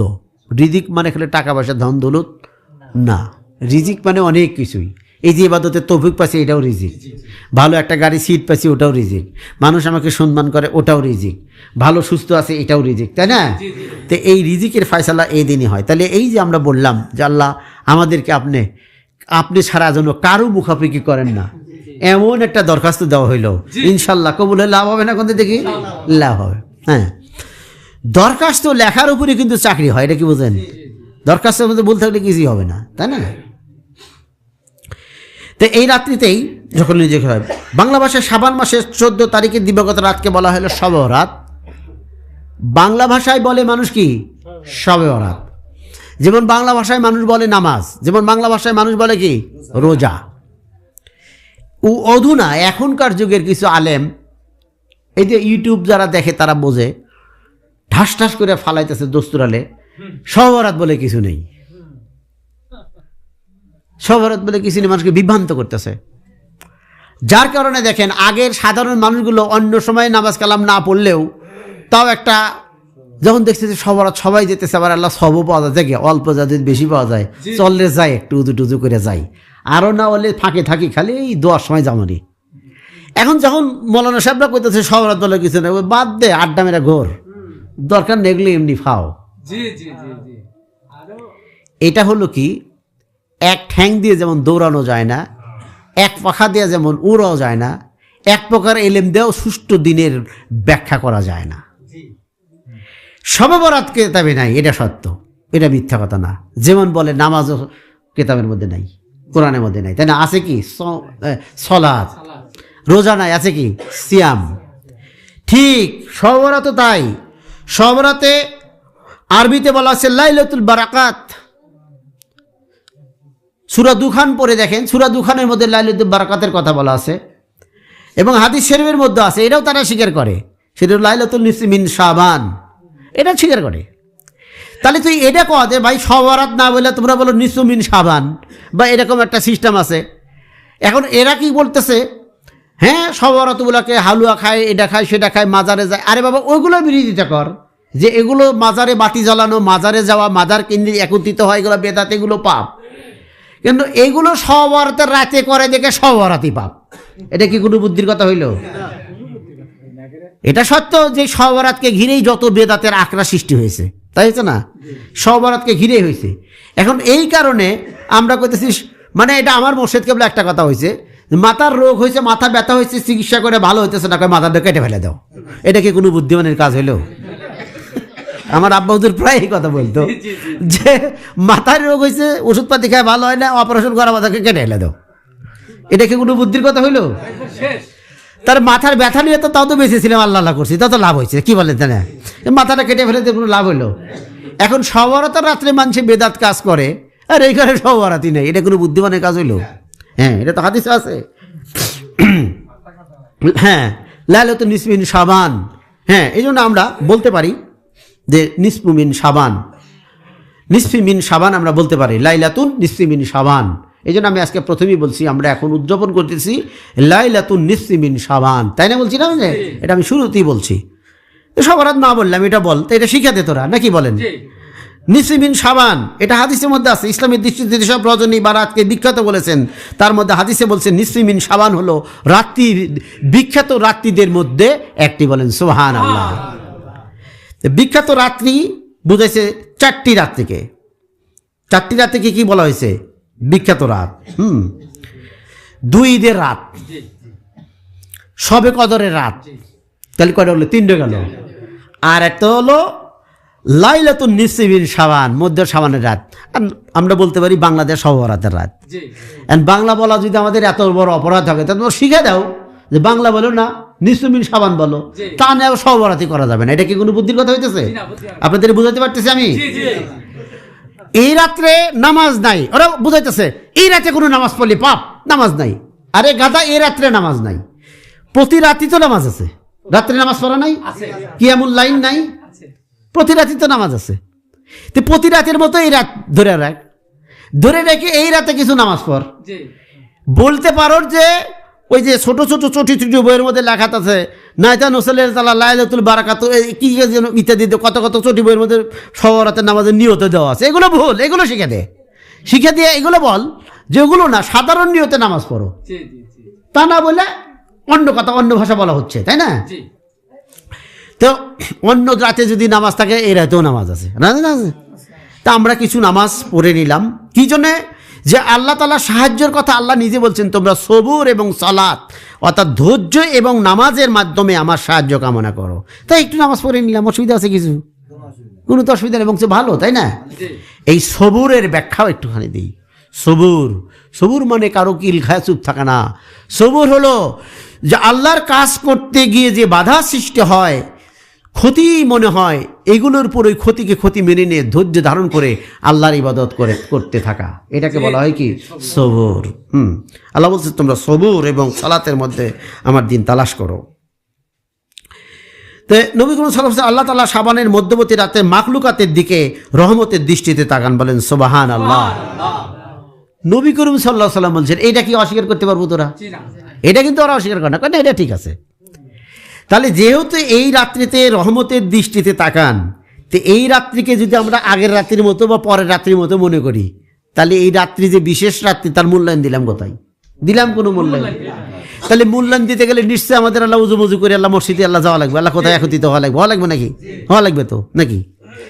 এখন আমরা বলতে পারি যে অন্য কাজগুলো হারাম, যেগুলো বেদাত, যেগুলো, আর বেদাত তো সবসময় বেদাত, কি বলেন তাই না? এই যে নিত্য নতুন নিয়মে ইবাদত বন্দেগী করা, যা যে রকমের ইবাদত সাহাবী করে নাই, রসুল করে নাই, এই ইবাদতগুলো করা, ইবাদত মনে হলেও কি এগুলো কিন্তু ইবাদত না, বেদাত। বেদাত খুবই খারাপ জিনিস। সমস্ত বেদাত হলো দালালা, ধ্বংস। আর বেদাতের অন্য কথাও যদি আরো বুঝতে চান, যে তার মানে কি আল্লাহ রসুল কম বুঝছে, বলে নাউজুবিল্লাহ, মানে ওই কাজগুলি তোমাদের মতো করে ওই রকম করে ইবাদত সাহাবী নবী করে নাই, তার মানে তোমরা বেশি বোঝো, বিধায় ওই রকম করে করতেছো, কি বলেন তাই না? নাকি? যেহেতু কমপ্লিটলি দিন, ইসলাম হলো পূর্ণ দিন, দিনই ব্যবস্থা। ইন্নাল্লাহ ইন্দিল্লাহিল ইসলাম, ইসলাম হলো পূর্ণ দিন। তে পূর্ণর মধ্যে কি অপূর্ণ থাকে? তাহলে তোমরা নতুন নতুন বেদাত ঢুকাইতেছ, হাউ হাউ কাউ কাউ বিভিন্ন রকমের শব্দ করতেছ। হ্যাঁ, যেমন মনে করেন দোয়া, কালাম, জিকির, আজগার, এটা আল্লাহর জন্য না? আল্লাহর জন্য। ইস্তিগফার করতেছি, গুনাহ মাফ চাইতেছি আল্লাহর কাছে। তো এটা কি এই আল্লাহর কাছে, আল্লাহ কি মনে মনে করলে শুনবে না? এটা কি মাইক দিয়ে চিল্লে আরো মানুষ সহ শোনা লাগবে, এর কোনো যুক্তি আছে? কোনো তো যুক্তি নাই। এইগুলো হলো বেদাত, এগুলো মূর্খ যারা বোঝে না এরকম করবে। মুহাম্মদ রাসূল সাল্লাল্লাহু আলাইহি ওয়াসাল্লাম বলছেন যে আল্লাহ তাআলা মধ্যবর্তী শাবানের রাত্রে, মধ্যবর্তী শাবান বলতে এই যে 14 পরে 15, এটাকে মধ্য, 30-এর মধ্যে কত হয়? 15। এই 15তম রাত্রে আল্লাহ রাব্বুল আলামিন রহমতের দৃষ্টিতে নিচের দিকে তাকান, নিচের দিকে আসেন এবং গুনাহগারদেরকে, এই যে আজকে শুরুতেই একটা কথা বলছি আমি, যে আল্লাহ বিভিন্ন বাহানা দেন আমাদেরকে ক্ষমা করার জন্য, কারণ যেহেতু আমরা শ্রেষ্ঠ জাতি, আমরা সৃষ্টির শ্রেষ্ঠ, আমাদের শ্রেষ্ঠত্ব ধরে রাখতে আল্লাহ চায়, কিন্তু তারপরে যখন আমরা নিজেরাই ধরে রাখি না, তখন তার কিছু করার নেই, তাই না? করার আছে। তো এই আল্লাহ চান যে এটা হোক, তো এই জন্য আমাদেরকে বিভিন্ন সময় দিছে, জুমার দিন দিছে, ঈদের দিন দিছে, ঈদের আগের দিন রাত দিছে, শবে কদর দিছে, শবে বরাত দিছে, যাতে আমরা এই দিন আল্লাহর দরবারে হাজিরা দিয়ে কান্নাকাটি করে আমরা শ্রেষ্ঠত্ব আমাদের ধরে রাখতে পারি, তাই না? গুনাহ মাপ পালিতে শ্রেষ্ঠত্ব হয়ে গেলাম। রাসূল সাল্লাল্লাহু আলাইহি ওয়াসাল্লাম বলেন যে এই দিন আল্লাহ তাআলা জমিনে নেমে আসেন এবং ডাকতে থাকেন যে কে আসো তোমরা ক্ষমা প্রার্থী, আমি ক্ষমা করব, কে আসো রিজিক প্রার্থী, রিজিক দিব, কে আসো বিপদগ্রস্ত, কে আসো রোগগ্রস্ত, আমি তোমাদেরকে উদ্ধার করব, কিন্তু আমার কাছে চাও। শর্ত লোকই চাওয়া লাগবে। আইলসামি ছেলে কি দিবে? বলে সরকার রিলিফ দিবে, ইউনিয়ন কাউন্সিলে যাও, বলে আমার জন্য নিয়ে আসিস, দিব। তোমার আইডি কার্ড নেই, তোমাকে যা দেখবো তোমার আইডি ছবির সাথে তোমার মানে মিল আছে কিনা, তারপরে না দিব। তা আল্লাহ তাআলার নিচে নেমে আসলো, আর তুমি আল্লাহ থেকে উদাসীন, জিকির গাফিল থেকে নাক ডা ঘুমালে আর একজন হুজুর আল্লাহ দোয়া করে দেন, হুজুর আমি দোয়া করে হবে, এটাতে কিছু, এত বোকামি করার তো কিছু নাই। তা আল্লাহ রাসূল সাল্লাল্লাহু আলাইহি ওয়াসাল্লাম বলছেন যে এই দৃষ্টি দেন এবং করেন শুধুমাত্র, আল্লাহ রাসূল বলতেন শুধুমাত্র দুইজনদের হবে না, মুশরিক ও হিংসুক ব্যক্তি ছাড়া স্বভাবকে তিনি ক্ষমা করবেন। হিব্বান 6565 নম্বর হাদিসে এই কথাটা আছে যে এই দুই ধরনের আমল যদি কার মধ্যে থাকে তাহলে হবে না, তার জন্য সবরাতের রাতের বিশেষ ক্ষমাটা তার জন্য হবে না। এই দুইটা থেকে আমরা মুক্তি চাই, বলেন আমিন। আল্লাহ ইনশাল্লাহ আমরা মুক্ত আছি, আশা করি ইনশাআল্লাহ তাআলা। যে হিংসুর ব্যাপারটা আমাদের যাদের প্রতি হিংসা আসে, আমি আবারও খোলাসা করে দিচ্ছি, এটা আপনারা অভিজ্ঞতা থেকেও দেখতে পারবেন। আসলে কাউকে হিংসা করে কোনো কিছু ঠেকানো যায় না। আল্লাহ যাকে যা দেয় তাই এমনি দিয়ে দেয়। অযথা হিংসা করে আমি পাপ করে লাভ আছে? হিংসা হলো একটা রোগ। হিংসা হচ্ছে শয়তানের একটা থুতু, মানুষের অন্তরে নিক্ষেপ করে দিয়ে দেয়, পচামিনে ধরে দিয়ে দেয়, যাতে ও একটা হিংসা করতে পারে, করে যাতে ওর ক্ষতি হয়, তাই না? তো এই থুতু রাখার দরকার আছে? সবাই মানে লা হাওলা ওয়ালা কুওয়াতা ইল্লা বিল্লাহ। আমরা যদি এই আমলগুলা যেভাবে করি এভাবে করি, দেখবেন এগুলো থাকে না, নাই, একদম নাই, থাকবে না। আমাকে একদিন আমার আব্বা হুজুর বলছিল আমি তখন আশ্চর্য হয়ে গেছিলাম, অনেক ছোটোবেলার কথাই বলতে পারেন তখন। এমন একদিন আসবে তোমার কাছে তোমার প্রশংসা এবং নিন্দা সমানই মনে হবে। তা আমি তখন এটা কি সম্ভব কোনো দিন, তখন আমি বুঝতে পারি নাই। কিন্তু এখন দেখি যে প্রশংসার চাইতে বংশ নিন্দার মধ্যে আত্মতৃপ্তি বেশি আসে। কি আকাশটার ব্যাপার, মানুষ তো একটাই আছি। কারণ আমি জানি যে কোনো মানুষের নিন্দা দিয়ে তো আমার আখেরাতের কোনো ক্ষতি হবে না, হবে বরং একটু উপকারী হবে। কি বলেন, তাই না?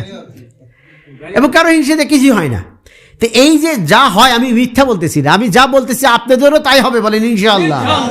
এটা সেই তরিকা, এখানে কেউ বঞ্চিত হবে না।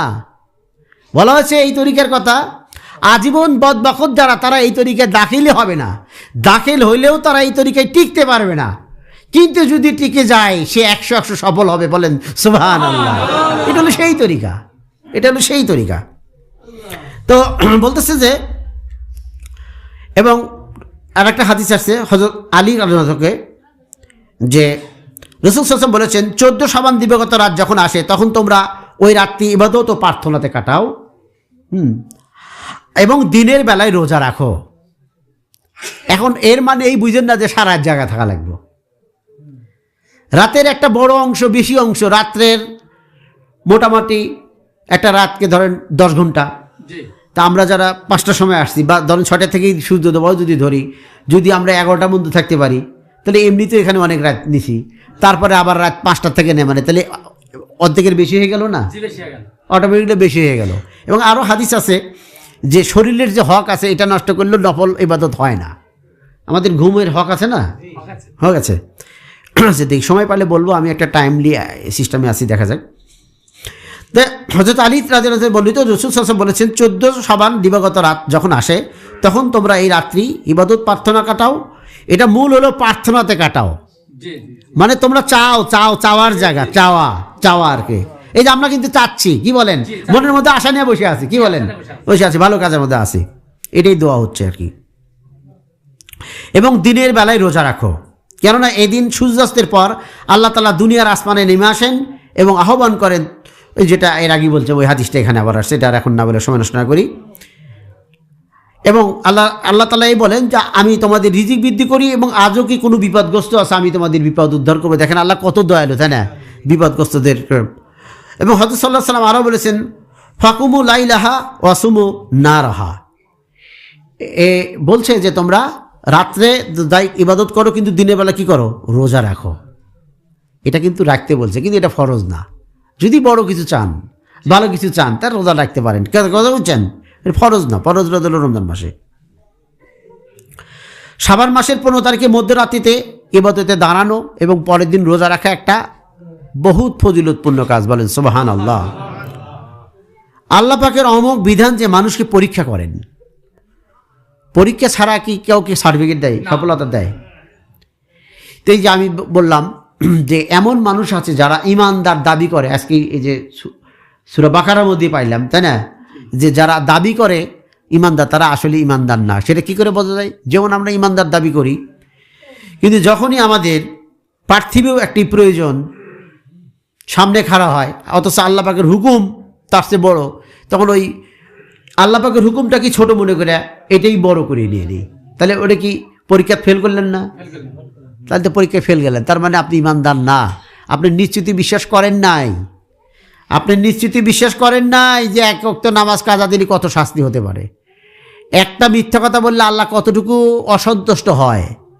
একবার বেপর্দা থাকলে, বেগানা পুরুষ বা নারীর সাথে করলে কত আল্লাহ পাকের অসন্তুষ্টি নেমে আসে। এটা বিশ্বাস করলে প্রিয়জনকে কেউ কখনো কষ্ট দিতে চায়? এই সূরা বাকারার মধ্যে আছে, আল্লাযিনা আমানু আশাদ্দু হুব্বান লিল্লাহ। মুমিন তো সেই যে আমাকে সবচেয়ে বেশি ভালোবাসে। তো যখন আল্লাহর সাথে আমাদের প্রেমময় বন্ধন সৃষ্টি হবে, তখন আল্লাহ পাক বেজার হবে, এরকম কাজ করা আমাদের পক্ষে তখন কি হবে না, সম্ভব হবে না। এই প্রেমময় বন্ধন সৃষ্টির জন্য আমাদের ইলমের দরকার, তাই না? নফল কাজের কারণে যদি শরীয়তের স্পষ্ট কোনো বিধান লঙ্ঘন হয় কিংবা তা হয়, তাহলে এই নফল কি আর নফল থাকে না, তখন কি হারাম হয়ে যায়। নফল কাজ করতে যায়, যেমন যারা আজকে মাজার কেন্দ্রিক ইবাদত করবে, মাজার কেন্দ্রের একত্রিত হওয়াটাই তো হারাম। তাহলে এখানে নফল করতে যায়, এটা করা, তাহলে কি আর সেটার ইবাদত থাকে? সেটা কিন্তু আর ইবাদত হারাম হয়ে যায়, নিষিদ্ধ। নফল কেন্দ্রিক যে কোনো কিছু নফল কেন্দ্রিক করতে যায়, অতিরিক্ত কিছু করলে, যে নফল কাজ করতে যায় বাড়ি বাড়ি ভিক্ষা করতেছি, এটা কি জায়েজ আছে ভিক্ষা করা? নফল কেন্দ্রিক করতে যায় হার রাস্তার মধ্যে চাঁদা তুলতেছি, ভাই আমরা একটা মাহফিল করবো, দাঁড়ান ভাই দাঁড়ান, গাড়ি দাঁড়ান, দেন কিছু দিয়ে যান। নফল করতে যায়, এগুলা তো আল্লাহ কয় না যে তোমরা দিনই মাহফিল করো, কইছে জায়গায় জায়গায় মাহফিল করো, ওয়াজ নসিহত করে, এগুলা বলছে। ওইভাবে তো আগে আমাদের যেটা হুকুম করছে সেটা তো, তাই না? তো এইগুলো করতে যে যদি শরীয়তের কোনো লঙ্ঘন হয়, বিধান লঙ্ঘন হয়, তাহলে কিন্তু সেটার ইবাদতই থাকে না, সেটা হারাম হয়ে যায়, এটা আমাদের মনে রাখতে হবে। সর্বোত্তম সাদাকা হলো উদাসীন বা মূর্খ ব্যক্তিদেরকে দিনের জ্ঞান দান করা। এই যে আমরা সাদাকা করতেছি, আমরা দিনী জ্ঞান অর্জন করতেছি না, এবং এটা মসজিদ কেন্দ্রিক হওয়াটা হলো সুন্নাহ, বলেন সুবহানাল্লাহ। রাসূল সাল্লাল্লাহু আলাইহি ওয়াসাল্লাম দাওয়াত দিয়েছে কোথায়? মসজিদে বসে দাওয়াত দিছে না, মসজিদে নববীতে বসে দাওয়াত দিছে, ওটাই খানকা বলা হয় আর কি। রাসূল সাল্লাল্লাহু আলাইহি ওয়াসাল্লাম আমার উম্মতের সত্যবাদী আলমবৃন্দ বনি ইসরাইলের পয়গম্বর তুল্য, বলেন সুবহানাল্লাহ। রাসূল সাল্লাল্লাহু আলাইহি ওয়াসাল্লাম বলছেন যে আমার উম্মতের মধ্যে যারা সত্যবাদী আলেম, যারা সত্যিকারের আলেম, যারা দুই প্রকার এলেম অধিকারী, তারা হলো বনি ইসরাইল যুগের পয়গম্বর তুল্য। তাদের মর্তবা কত বড় দেখছেন নাকি? অন্য জামানার পয়গম্বর তুল্য। এ স্থলে আলেমের অর্থ সাধারণ আলেম নয়। মোহাম্মদ আল হোসেন বলছেন এই কথাটা, যে এ স্থলে আলেমের অর্থ সাধারণ আলেম নয়, তা হইলে তাহারা কি করিয়া পয়গম্বরের তুল্য হইবে। সুতরাং এই আলেমের অর্থ হলো আধ্যাত্মিক আলেম বোঝা, যাহাদের জাহের এবং বাতেন পূর্ণ থাকে, যারা সত্যিকারের মানুষ তারা। কেননা ইদানিং দেখা যায় যে এই জামানারও অনেক আলেমগণই অনেক অপকর্ম লিপ্ত, তাহারা দুনিয়ার প্রেমে মগ্ন, তাহলে তাহা কি করিয়া তারা পয়গম্বর গুণে তুল্য হইবে? এটা মোহাম্মদ আল হোসেনের কথা ঠিক না? মোহাম্মদ আল হোসেন বলতেছে যে যেহেতু এই জামানার কত আলেমই, তাদের নামের সাথে আলেম লেখা আছে, লিখতেই লেখায় মাওলানা, তার মানে আলেম, অথচ সেই দুনিয়ার প্রেমে মগ্ন, অপকর্মে লিপ্ত, বিভিন্ন কিছু আছে না, তাহলে তো ওই সে কি ওই পয়গম্বরতুল্লাহ হইল? এই জন্য মোহাম্মদ আল হোসেন রহমতুল্লাহ বলছেন যে যারা দুই প্রকার এলেমের অধিকারী, তা সে আলেমদেরকে বলা হয়েছে। আর সাহাবীরা হলো আমাদের দিনের মাপকাঠি, তাই না? সাহাবীরা আমাদের দিনের মাপকাঠি। সাহাবীদের ব্যাপারে আমাদের অভিমতটা কি? আমরা যদিও সাহাবীদের মতো হতে পারবো না, পারবো? তাদের মতো যোগ্যতাই তো আমাদের নাই, কারণ তারা রসুলের সোহবত থেকে যে যোগ্যতা অর্জন করছে সেটা তো আমরা পারি নাই, তাই না? যদিও গুণগত মানের দিক থেকে তারা এগিয়ে থাকবেন, আমাদের কমতি থাকবে। সাহাবাদের মতো যদিও তারা গুণগত দিক থেকে তারা এগিয়ে থাকবেন, আমাদের তাদের সে কম থাকবে। এরপরে তাদের মত পথের বাইরে গিয়ে অন্য কোনো মত পথ আমরা গ্রহণ করতে পারবো না। বলে না সাহাবীরা এরকম করছে, তাদের মতো তো আমরা না, তাহলে আমরা ওইরকম না করে আর একটা করি, মানে বেদাত যাকে বলা হয়, বুঝাতে চাচ্ছি বেদাত নতুন, যেটা সাহাবীরা করে নাই সেটা আমরা করতেছি। বলে না তাদের মতো তো আমরা না, আমাদের তো এরকম করাই লাগবে। তো তোমাদের এরকম করতে বলছে কেটা, তাই না? সাধারণ নামাজ কালাম পড়ো। তো এই জন্য বলতেছে যদিও তাদের মতো তাদের আমাদের কমতি থাকবে, তারপরে তাদের মত পথের বাইরে গিয়ে অন্য কোনো পথের অনুসরণ করা আমাদের জন্য যাবে না, মোটেও সম্ভব না। আর সাহাবে কেরাম রাসূল সাল্লাল্লাহু আলাইহি ওয়াসাল্লামকে কি পরিমাণ বিশ্বাস করছে, ব্যাপক বিশ্বাস করছে না? তো এখনও ওই এলেম নিতে গেলে আপনার যার যার শায়েখ আছে, যে যে তরিকে করেন, যে যে শায়েখে আছে, শায়েখদের প্রতি আমাদের একটা আধ্যাত্মিক একটা আত্মবিশ্বাস এবং সম্মান থাকা দরকার, আছে না? এই তরিকার এক নাম কি? নিসবতে সিদ্দিকি। সিদ্দিকি না, নিসবতে সিদ্দিকি। আমরা জানি যে মিরাজের রজনীতে এমন উদ্ভুত কথা মনে হলো মানুষের কাছে, যদিও কথাগুলো তো আসলেই মজেজা, তাই না? আশ্চর্যজনক কথা। এই কথা যখন ব্যক্ত করা হলো তখন আরবের সমস্ত মানুষরা অস্বীকার করলো। আবু জেহেলের খুব খুশি লাগলো যে এইবার বোঝানো যাবে যে মোহাম্মদ যে পাগল, এটা বোঝানো সম্ভব। তো উনি চিন্তা করলেন যে সবার আগে একজন মানুষকে বুঝালি কাম হয়ে যাব, সে আবু কুহাফার ছেলে আবু বকর, তাই না? তার বাড়ির দিকে রওনা দিলেন, তার বাড়িতে রাস্তা দিয়ে পেয়ে গেলেন এবং তাকে বললেন যে এই এই এই এটা কি বিশ্বাস করা যায়? তখন না, এটা কি বিশ্বাস করা যায়? তো বিশ্বাস করা যায় না। তখন বলে দেখো এই কথা আবদুল্লাহর বেটা মোহাম্মদ বলছেন। সঙ্গে সঙ্গে আবু বকর সিদ্দিক বলেন ইন কানা ক্বালাহু ফাকাদ সাদাক, যদি রাসূল সাল্লাল্লাহু আলাইহি ওয়াসাল্লাম কথা বলে থাকে তাহলে আমি বিশ্বাস করিলাম, বলেন সুবহানাল্লাহ। আর বিশ্বাস শেষ, এক কথা শেষ। হ্যাঁ, ইন কানা ক্বালাহু ফাকাদ সাদাক, যদি রাসূল সাল্লাল্লাহু আলাইহি ওয়াসাল্লাম বলে থাকে তাহলে আমি এটা বিশ্বাস করিলাম। তাহলে দেখেন অবিশ্বাস টাইপের কথাও বিশ্বাস, তাই না? অবিশ্বাস টাইপের কথা বিশ্বাস। তো এই কথা আমার না, এ কথা রসুলেরই কথা যে এই আসমানে, এই অর্থাৎ এই জমিনে আল্লাহ আজকের রাত্রে নেমে আসেন, আমাদের কাছাকাছি আসেন, বলেন সুবহানাল্লাহ।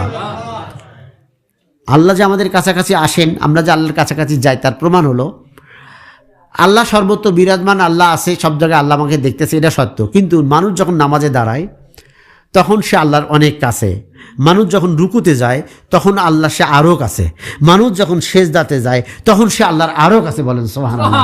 তাহলে কাছেরও ব্যাখ্যা আছে নাকি? আছে তো।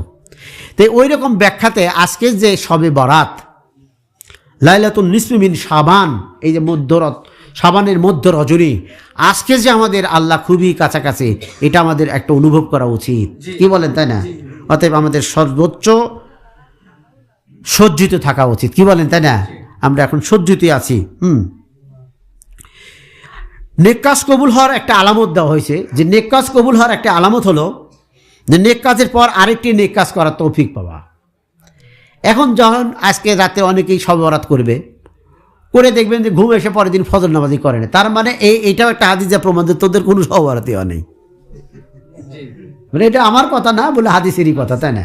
হ্যাঁ, নেক কাজের আলামত হলো, নেক কাজ কবুল হওয়ার আলামত হলো এক নেক কাজ আর এক নেক কাজকে দাওয়াত দেয়, আরও নেক কাজ করার উৎসাহ সে পায়, অর্থাৎ সে হেদায়েতের উপর থাকতে থাকতে সে কবরে চলে যায়। কথা বলছেন না?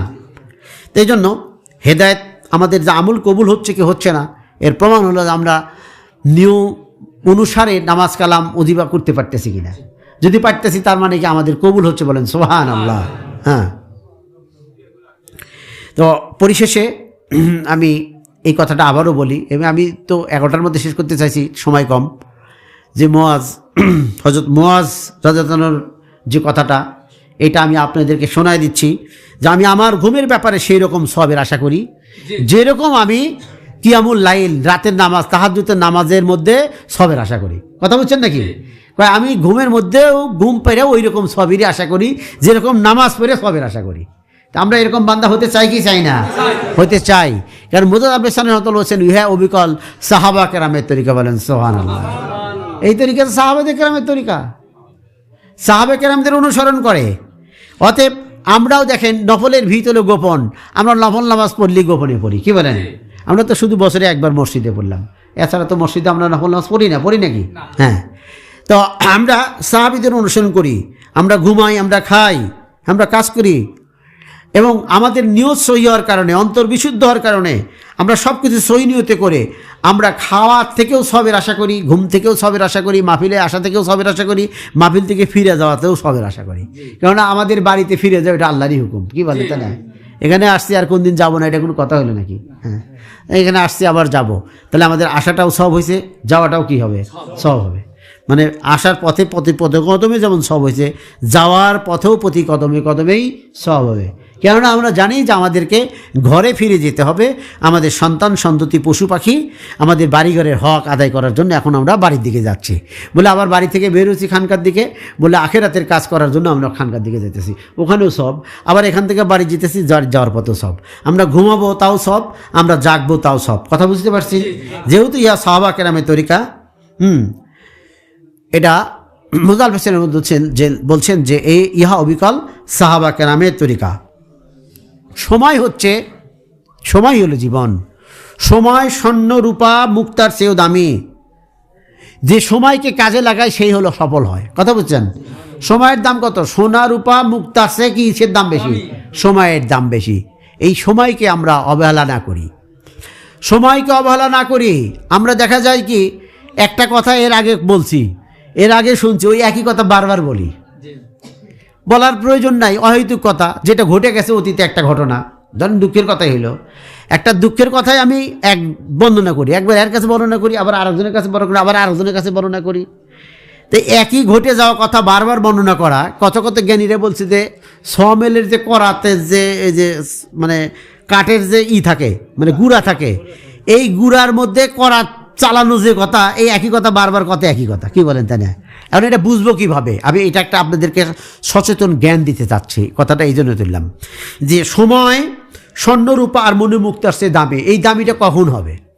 যখন আপনি তরিকতটা বুঝবেন, যখন আপনি তাসাউফটা বুঝবেন, যখন আপনি বুঝবেন যে এই কথা বারবার বলার সাথে ইতিমধ্যে যদি আমি 5 বার লা হাওলা আল্লাহ পাঠ করি, ইতিমধ্যে যদি 100 বার লা ইলাহা ইল্লাল্লাহ হয়, ইতিমধ্যে যদি 20 বার আল্লাহ আল্লাহ হয়, এর যে লাভ হবে এই কথা বলে তোমার লাভ হইতেছে না। এখন সময় কাজে লাগানো যখন বুঝবো তখন তো হয়তো পেছাল পাড়া আর ভালো লাগবে না, লাগবে। এরপরে যখন আমি বুঝবো যে আমি যে ওর মিঠা আলাপ শুনতেছি, গিবত যে আমি শুনতেছি, আমারও শুনতে ভালো লাগছে, কারণ আমারও শত্রুর গিবতেও গাইতেছে, কিন্তু আমার লাভটা কোথায়? ও বলতেছে ওরও লস, আমি শুনতেছি আমারও লস। আমি এটা না শুনে যদি এখন আমার সবকে খেয়াল দিই, আল্লাহ আল্লাহ জিকির করি, যদি 5 বারও হয়, আরে 5 বার না, একটা গিবতে কমপক্ষে 5000 বার করে জিকির করা সম্ভব, কি বলেন? তাই না? সেখানে আমি 5 বারই বললাম।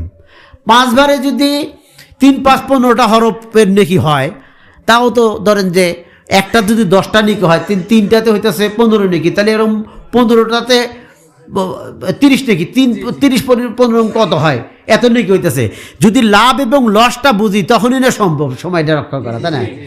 লাভ এবং লস না বুঝলি সময় আমরা ধরে রাখতে পারবো না।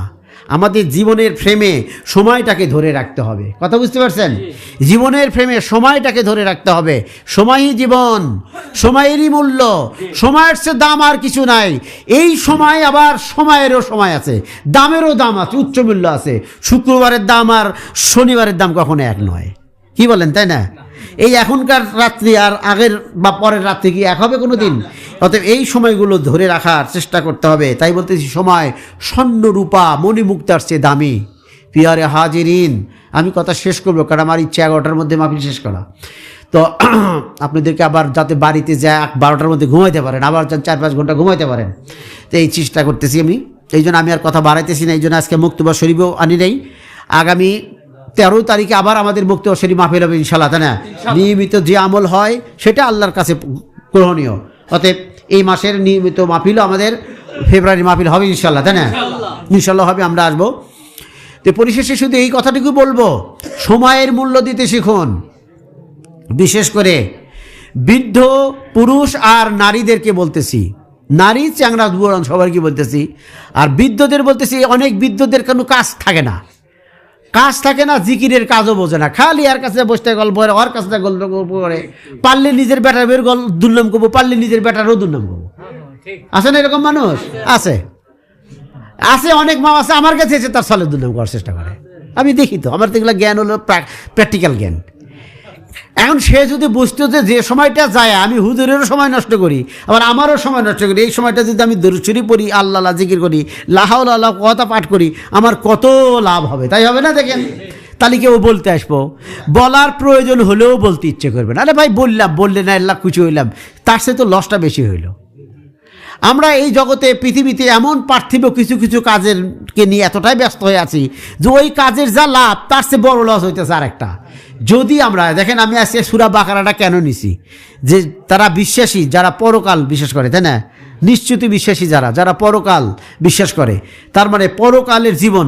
আপনি এই জীবনের কামাই করতে যায়, যদি পরকালের জীবনের কামাই নষ্ট হয়, তো এই কামাই দিয়ে ঘোড়ার ডিম কী করবেন?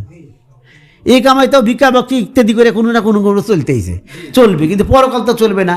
অতএব আমরা এমন ব্যবসা বাণিজ্য না করি, এমন কথা না বলি, এমনভাবে জীবন পরিচালনা না করি যে জীবন পরিচালনা করতে যে আমাদের আসল জীবনই নষ্ট হতেছে। কথা বুঝাইতে পারতেছে আপনাদেরকে? তো এখান থেকে আমরা রেহাই চাই। আমরা তো অনেক মাহফিল শুনি, এরপরেও শুনবো ইনশাআল্লাহ মতশরী মাহফিলে। আজকে এইভাবেই কথা বলেই আমরা শেষ করতে চাই। বলেন বালাগালুলা বিকামালি কাশাফাদ্দুজা বিজামালিহি হাসনাত জামিয়া খিসালিহি সাল্লু আলাইহি ওয়া আলিহি বালাগালুলা বিকামালিহি কাশাফাদ্দুজা বিজামালিহি হাসনাত জামিয়া খিসালিহি সাল্লু আলাইহি ওয়া আলিহি।